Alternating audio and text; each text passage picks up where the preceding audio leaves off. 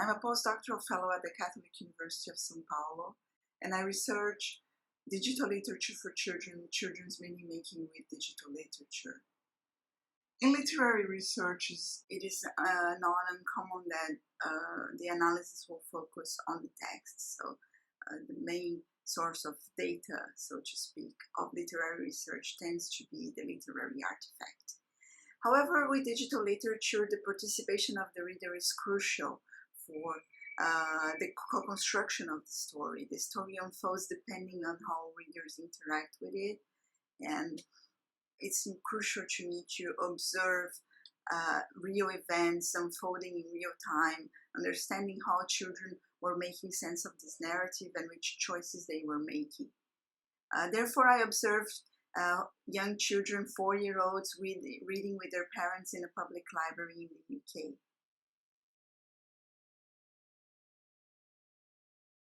Digital children's literature is a multimodal text, a very complex one that includes still and moving images. The verbal text is written on the screen, but is also spoken out loud, often interpreted by actors. There is usually a soundscape as well as sound effects. So this complex multimodal configuration leads to a very rich narrative.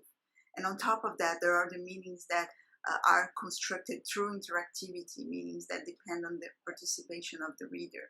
I wanted to make sure that my methods allowed me to capture this complex form of meaning making in children's multimodal meaning making processes.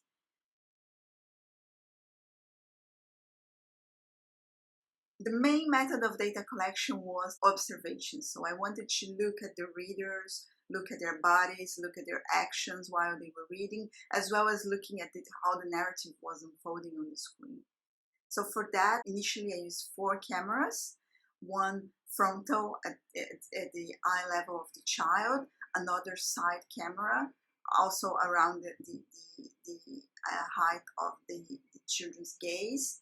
I used one camera that was mobile and focused on capturing what was happening on the screen, and because the screen could be removed, I had to have this flexibility.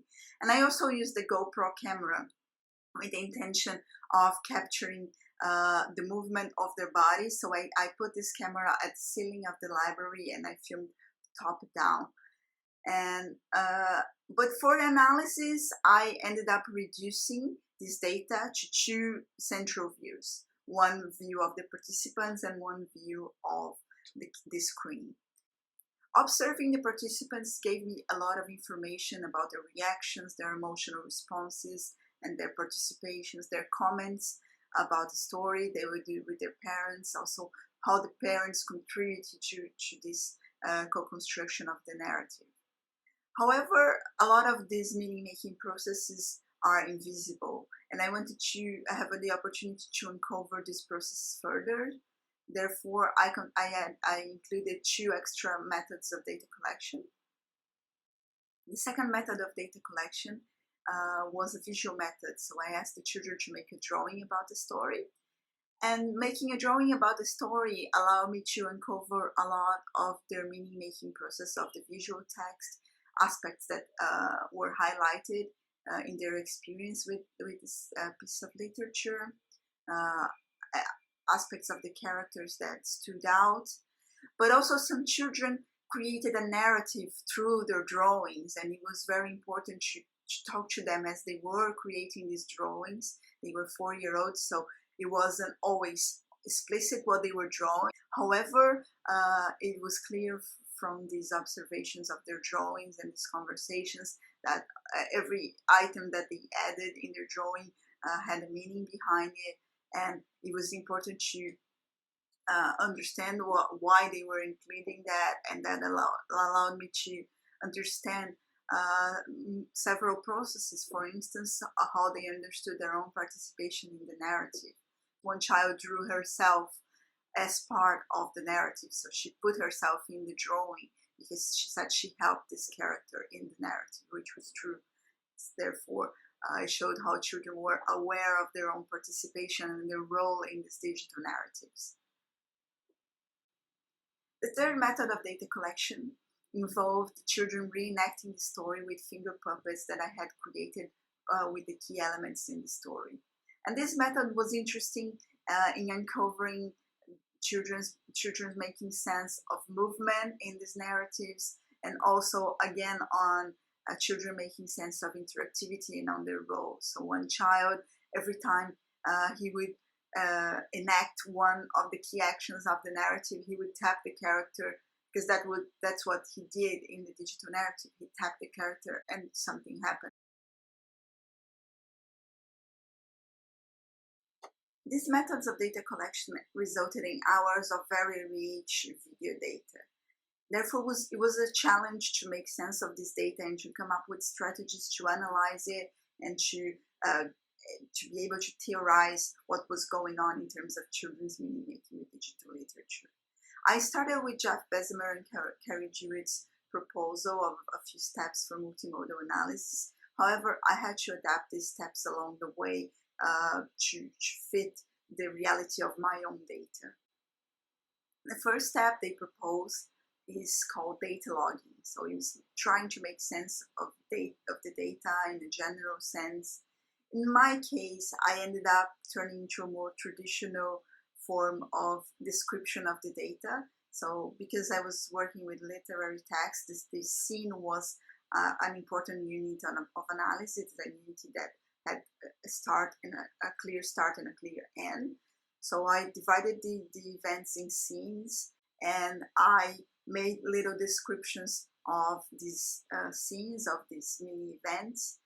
I started with very detailed descriptions, and as I moved through, I realized that these details were not relevant, that this was going to show up in more meaningful ways through multimodal transcription later. Therefore, I ended up synthesizing in a few lines, in a few words, the key aspects of each scene of the reading events. The second step is viewing data. So it's viewing repeatedly the data and focusing on different aspects at each time. For instance, on movement, on sound, on the verbal aspect of the data, and trying to make sense of that, and trying to notice patterns that would allow you to select the most meaningful moments of the data. And in my case, I included in this tab what Jeff Bezemer says is an epistemological use of transcription. So I use transcription to make sense of the data.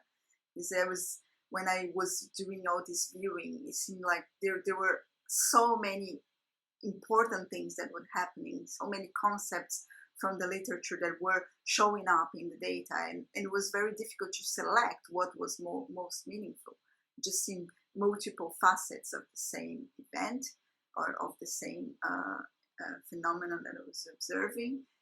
Therefore, I use multimodal transcription to unfold the multimodality of these events and unfold how these modes were being used throughout the narrative, and shifting from one moment, for instance, where the moving image was a crucial aspect of the narrative, and then children were, so to speak, watching the text, while in other moments they were acting. So what was most meaningful was their body engagement and their actions and their interactivity. So I used the software Elan, and I transcribed in layers all the modes that happen in the text, but also all the modes of children's expression while reading. So their proximity in relation to the device, in relation to their parents, their gaze, their actions, so on. And this was based on the work of Norris. And I selected some key scenes that seemed more meaningful, and I transcribed all participants' readings of the same scene. So the next step was actually having these broad themes. So I had embodiment, I had emotion, I had agency, and then I turned into the next stage, which was theoretical coding. And in this theoretical coding, I went again throughout the data, and I selected then the scenes that were most relevant for each of these themes. So then I had a selection of events in the data where these themes were showing up in a significant way. And this was the first way of sampling the data. Then I had this collection of events for each theme, and I had to organize them. I had to map their connections and say what story they're telling about agency. What can I say about agency by looking at these multiple events from my data? Then I used the method of Attride-Stirling of thematic networks to make sense of these events for each topic. So I created a network for each of these themes where I connected and I made the relationships between the different bits of the data and how they connected and how they made sense as a whole and how they were informing my understanding of that theme.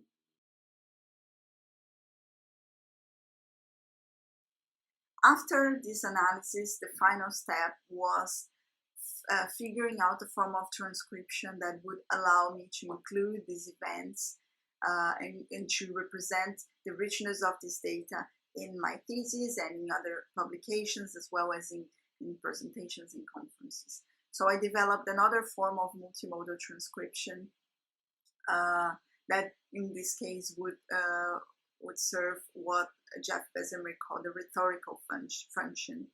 And I used a bit of a structure of a comic strip mixed with some conventions of traditional transcription. So every frame would have the timestamp.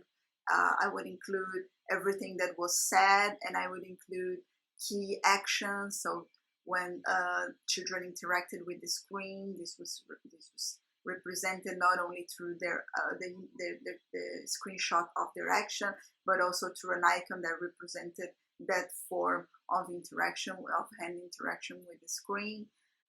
Sound ended up not being as relevant, so I made this choice of not representing sound, and especially the soundtracks that were very rich and complex. So unless in a certain event sound was very relevant, I would not include in my transcription, because the analysis process led to that. So this is one of the selections, the decisions that you make.